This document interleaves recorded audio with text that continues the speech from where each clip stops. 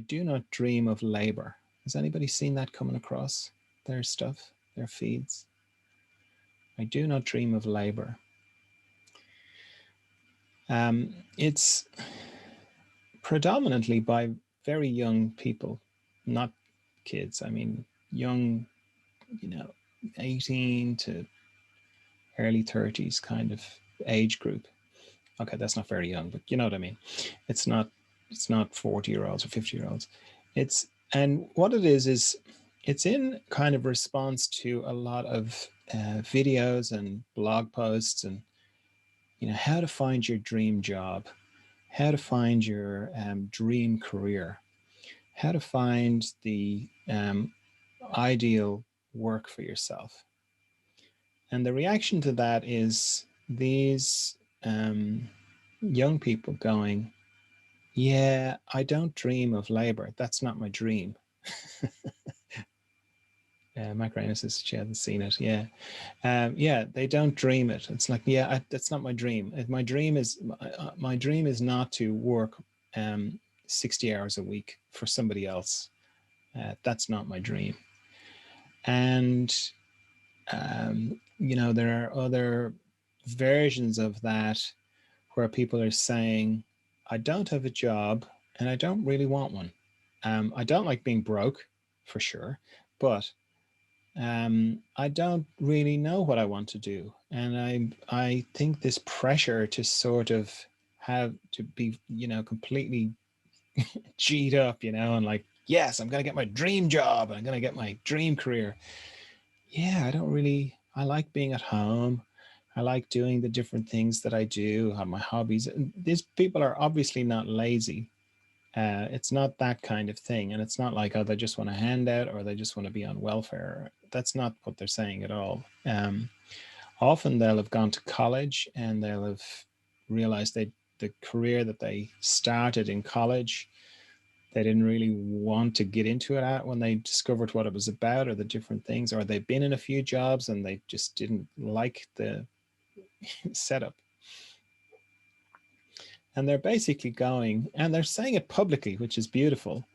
Yeah, labor for its own sake and for this kind of idea of just, I'm going to just, shift along and do what everyone else is doing because it's what I should do. Yeah, I don't want to do that. Yeah, I like having freedom. It's not even like they're saying, and here's how I'm going to become an entrepreneur. Like some of them are going, yeah, I don't even want to be an entrepreneur. I don't, because that's just turns into another job. And I think it's profound. I really do. And I find it so encouraging because, I'm 57 and that's the way I thought when I was their age, except there was nothing. It was such an alien thought. It was such a bizarre, outrageous thought. There was nobody I could have said that to at that time. And there was a huge space for me to just feel like I was lazy, even though I was very busy doing things. And I ended up just taking jobs, that I didn't particularly like. Some jobs I loved, but I don't know, from an early age, I was very conscious of my impending death. Meaning, from a very early age, I was very conscious of, what, you want me to do that for 40 years? Because that's the vibe I grew up in. Nowadays, that the idea of getting a job and working for the same company for 40 years is crazy. Melissa's saying, I love that way of thinking and I hope it continues. Yeah, so encouraging. So encouraging. I find it so encouraging that they're saying it publicly, and they're basically, what I would have had as a very private thought to myself of like, these people are crazy. This person who's telling me I should get a career and work for the same company for 40 years, it's like how little this person must value their life that they think that's okay to just give your life to this thing, but because the conditioning is of work and um, you know, the sort of things where people say get real, which I always find is hilarious, you know, particularly when they say it to me, because it's like, well, what reality are you talking about? When the, you know, or knuckle down, or, you know, this idea of that there is a real world, you know, um, it's kind of based on that. Really, a lot of that stuff is based on that, where people say things to you like, in the real world. I find that kind of stuff hilarious now, because I don't think it's real. Like it's not my experience. We've gone into that like quite a bit. We did it quite a bit last time. As I say, I find it really encouraging. It's a real sign to me of an evolution in consciousness, because these younger people have taken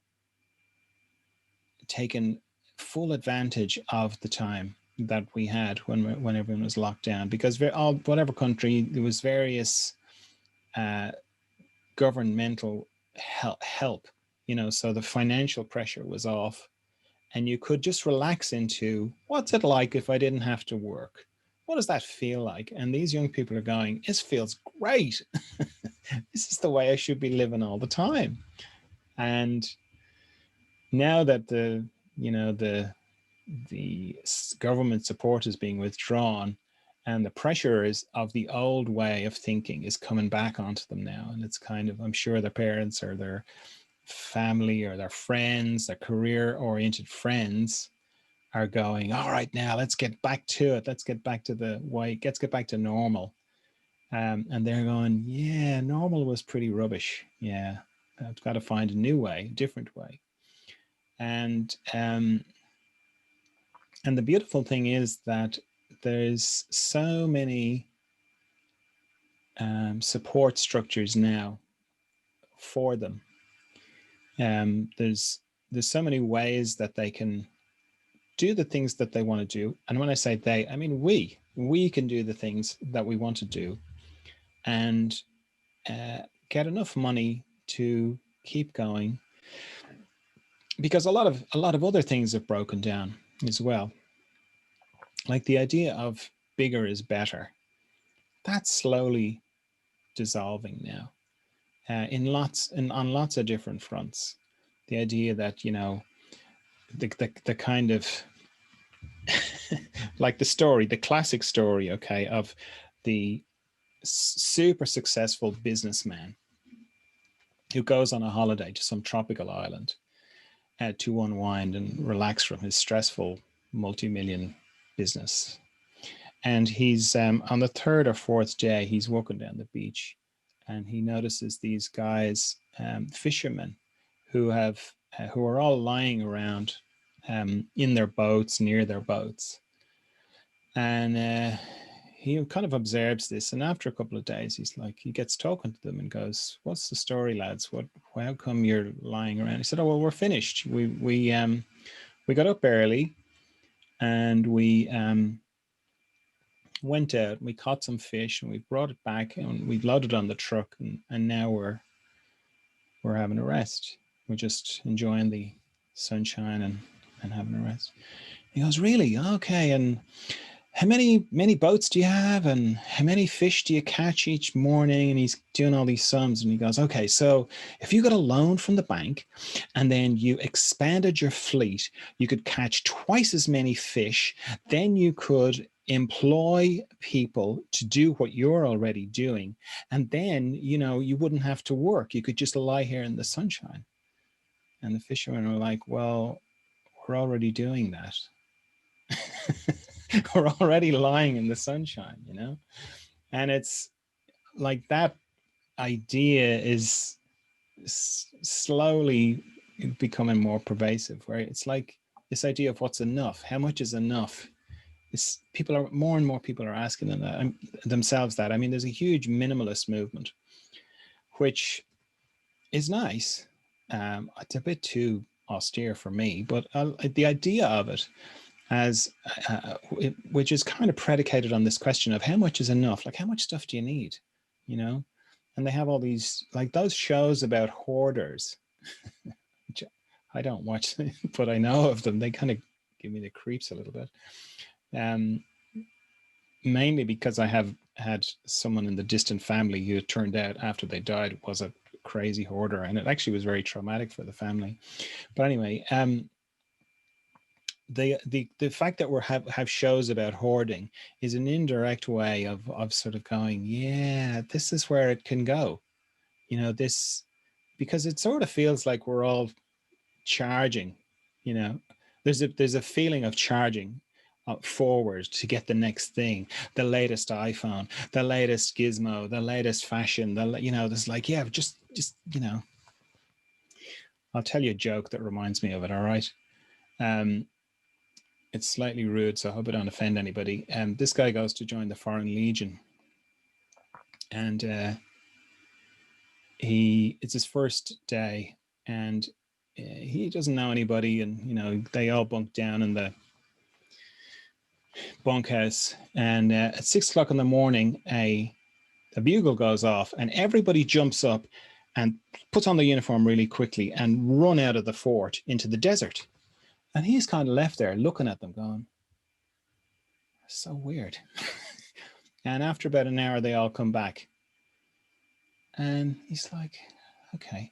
And this happens, every morning. So eventually the curiosity gets too much for him. And he's ready, 6 o'clock, he's awake before the bugle, has his uniform on, the bugle goes, and he starts running with everybody else. And he's running and running, and they're all kind of running. And they're like, it's like a race. And he's looking left and right. Anyway, he starts to get a bit tired, and I don't think I'm going to be able to make it. But my curiosity is too much for me. So he's sort of running beside this guy, and he goes, what are we doing? Where are we going? And he says, we're going. And the other guy says, we're going to have sex with camels. And the other guy's like, what? He says, yeah, we're going to have sex with camels. And he's like, what are we running for? And the other guy says, well, you don't want to get an ugly one, right? And the consumerism thing can feel like that. It can feel like, we're just sort of running. There's this feeling of running without really knowing, it's like, well, I don't want to miss out. I don't want to, get the next thing. And before you know it, like if you've ever had to move house, it's really obvious then. It's like, where did all this stuff come from? All the stuff that I've accumulated, it's very in your face, because it just happens so slowly. So all these movements of minimalism, the idea of minimalism is basically that guy in the desert going, yeah, I don't really, I'm good. I'm going back to the fort for breakfast. I'm good. Yeah. Enjoy yourselves, lads. I'm turning around. And going, yeah. Now because it's like a reaction thing, you often when you see pictures of minimalists, they're sitting in an empty room, cross-legged on the floor, which is the complete opposite direction. But there is great joy in, I find anyway, in having something that you've had for a long time, many, many, many years, and it still works. And maybe you fixed it a couple of times and it still gives you joy. It gives you almost as much joy as when you first got it. Whether it's a piece of clothing or a cup or anything, the only things that don't really, like I find with technology, that it's hard to kind of have a fondness for technology because it goes out of date pretty fast. But other things that are not so technological, you can have. It's lovely to have something and to repair it and to keep it. And there's a big movement for that as well. I think I talked about makers in another one as well. That's a whole other thing now. And people, that would be an example of a new kind of profession. I'm a maker. It's like, well, what's that? I make things. Oh, what kind of things? Well, all sorts of things. What out of wood? Sometimes. Metal? Sometimes. Glass? Maybe. Leather? Maybe. And their whole life is they just enjoy making things. I mean, I could have ended up a maker. I love making stuff. Except it didn't exist. But now, because of this new way of thinking, a new sort of moving away from just running in the desert, uh, and going, yeah, I just like actually sitting down, and I like being still. Like certainly on YouTube, it could be the YouTube algorithm giving me what I like, but there's so many people making videos about being still and having a calm life. And it mustn't be me actually thinking about it, because they have huge followings on YouTube, like in the millions. And that doesn't happen by accident. That doesn't, that only happens because people want to watch these things. And I get the feeling that people who are feeling the strain of this perpetual gallop across the desert. I didn't realize that joke was going to turn into a big metaphor, but it's good. I'm going to go with it. This perpetual running across the feeling the strain of that and going, yeah, I don't think this is what my life is for.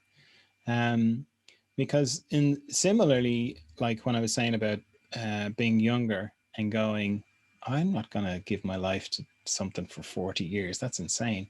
Equally, when people would go on about the accumulation of wealth and just money, and in a very similar way, I was like, well, what's the point?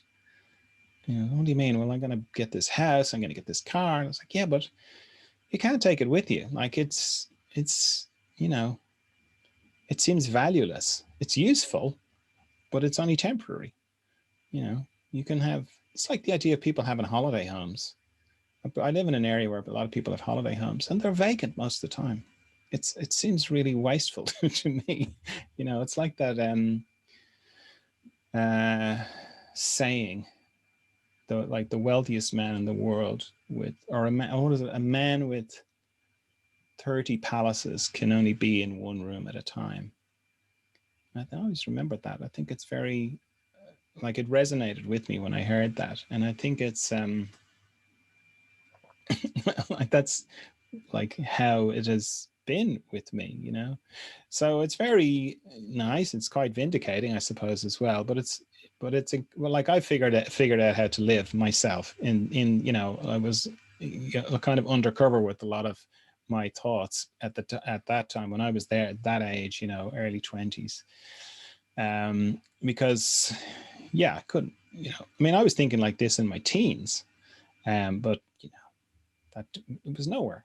In fact, I remember my mother was the school secretary. Like, so my father died when I was 11. Okay. And my mother became a secretary in the school, like the high school. So that's the high school I went to. So all my high school, my mother was the secretary. So generally the way things went is if you got into trouble, you were sent to the headmaster. Okay.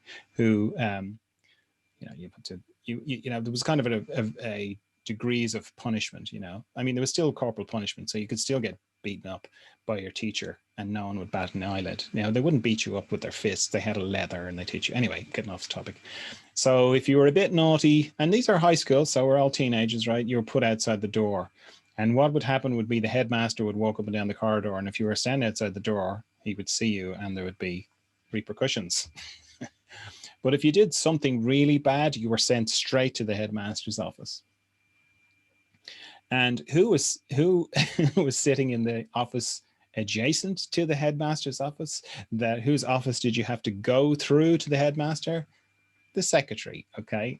So needless to say, I never in my whole career got sent to the headmaster's office because I didn't want the humiliation, and I didn't want my mother to have the humiliation of it either. But so I'm just giving you that bit of context, right? So I remember when I was in the last year of high school, I just had it with school. It just seemed ridiculous to me. Like, in my bones, it was ridiculous. I couldn't see the point of it. I didn't feel like I was actually learning anything. It seemed barbaric and brutal. Everything about it just seemed wrong. So one morning, I just said, no, I'm not going to school. Now, unfortunately, my mother was just, you know, it wasn't like a removed thing. It was like she had to go into school, into her work. It's like, oh yeah, John's not coming in today. So I think I did that on a Thursday, Wednesday or Thursday. And yeah, the pressure, I've forgotten about this, but the pressure that I went was brought to bear on me, not, you know, threatening, but like my mother, of course, was very like, that's insane. You have to, you know, because I was 6 months away from the final exam. It was, or it might have even been 4 months away from the final exam. It was, in hindsight, not such a great idea. And it wasn't like I was making a big protest. It was kind of like I was doing what these kids are saying. I'm calling them kids. I don't mean they're kids, but you know, similar thing to what these young people are saying. Of it's insane. This whole thing is insane. And my mother was like, "Oh, you need to get your leaving certificate, which I suppose in America is the high school certificate. I don't know what it is in other countries, but in Ireland it's called the leaving certificate. It still exists. You need to get that for a job. You know, everything's for a job." And I was like, "No, no, I'm not going back." Because you know, this would have been the late 70s, and the level of unconsciousness in the school was high, both in the teachers and in the students. It just was really, I found it just very hard going. So my mother realized she wasn't getting anywhere with me. And one by one, my siblings, my older siblings, all had talks with me over the next couple of days. And I think when my sister came in, my sister, who I thought would have been my ally in the whole endeavor, when I think this would have been on like by Sunday, it was too much for me. The pressure was too much. So I caved and went back and, you know, did it. But um, even back then, the idea of wealth, career seemed crazy to me. And it hasn't changed, but I've figured out a way to cope with it. But now all these young people have got these great ways of, you know, there's YouTube, there's Patreon, there's Etsy, there's so many different ways of getting a little bit of money. Because the thing is, if you're not trying to be a super millionaire, you're not trying to be bigger. You know, if you kind of go, yeah, well, bigger isn't better. I just want enough, you know, like I know, like one of my nephews is a builder, construction guy, and he he was in Australia, and then he came back from Australia and he started his construction company and was getting bigger and bigger and bigger. And then he got this big contract. And the big news in the family was he decided to not take it on. And he was asking him about it. He was like, yeah, no, I wouldn't get to see my kids. Uh, I would have had to take on a lot more guys, would have a lot more stress. And yeah, no, not really for me. And I was like, wow, that's so fantastic. You know, he just in his own way is, you know, and he works. He's a very, very hard worker and he's a great builder. But just he was conscious enough to kind of go, to not be running across the desert and just go, yeah, no, I'm just enjoying it here. I've got enough. And then enough is enough, you know?